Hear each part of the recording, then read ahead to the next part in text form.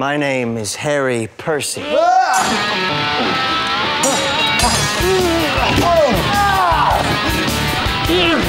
am the Prince of Wales, and think not, Percy, to share with me in glory any more.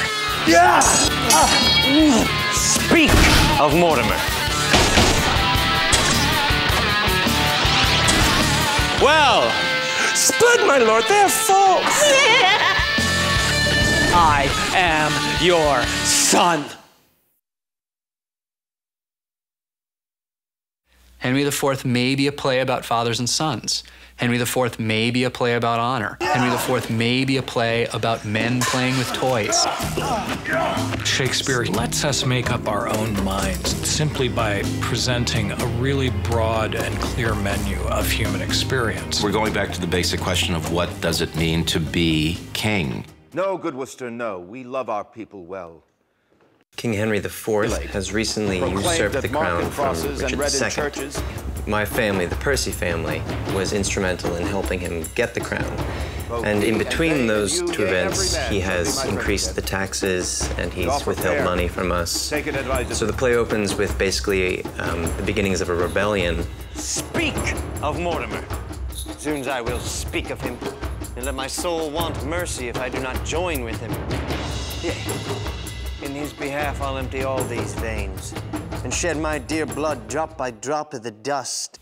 Well, Prince Hal probably has, I would say, the most pronounced journey in this play, Henry IV Part 1. He starts out as kind of a wayward guy who is the heir to the throne, but has kind of pushed it aside and wants instead to hang out with his good friend Falstaff and drink and carouse and stay up late. Now, Harry, whence come you?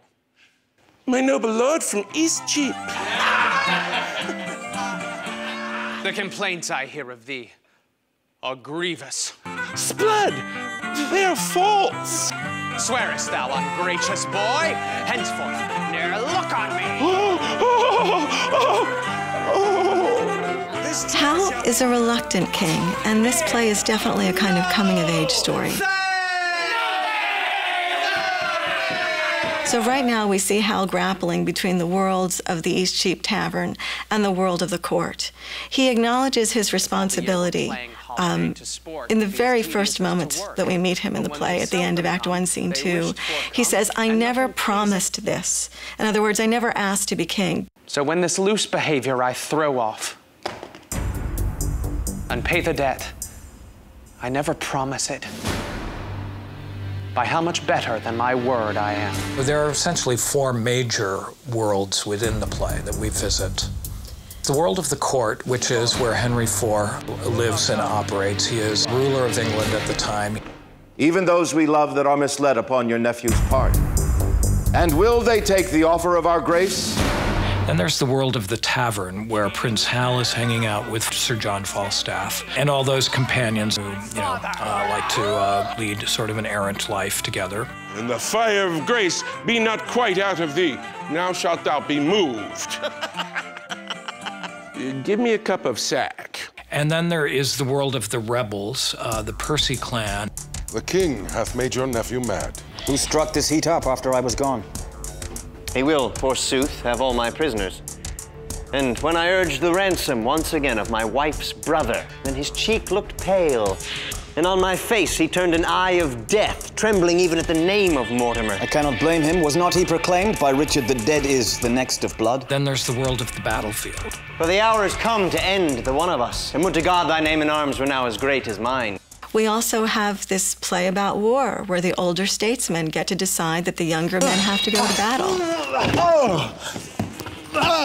It makes us think about what we look for in leaders. God pardon thee. Yet let me wonder, Harry, at thy affections, which do hold a wing quite from the flight of all thy ancestors. Thy place in council thou hast rudely lost, which by thy younger brother is supplied. I shall hereafter, my thrice gracious lord, be more myself. A character like Hotspur lives for honor. It's how he defends his identity. It's how he defines himself. And Hal needs to find his way in that world. One of the things we've really played with is placing Hal on a spectrum between Falstaff and between Hotspur. That will be horribly chid tomorrow when thou comest to thy father. Thou love me. Practice and answer. The role playing in this scene is important because Falstaff is a kind of father figure to Hal. You know, when we say that Hal is torn between the world of the court and the world of the tavern, he's got dads in both places. Shall I? Aye! Oh, content! For a character like Falstaff, it's how long you can survive, and survival by any means necessary. Indeed. The better part of valor is discretion, in which better part I've saved my life. His story here is we get to see their lives in this time before Hal has to become king. Hal, he's gone about as far away from being a king as he possibly can.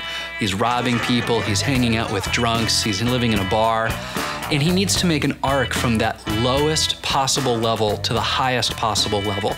And for a prince, what that means is warfare. And all the budding honors on thy crest I'll crop to make a garland for my head. Can no longer brook thy vanities.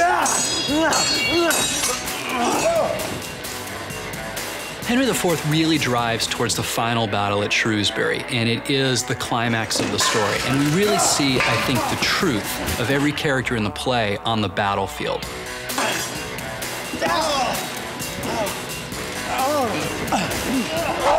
I mean, it has become now my favorite Shakespeare play.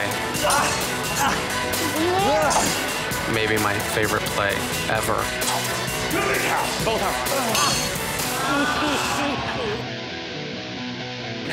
You're to his charge. My father! There's so much in it that is timeless.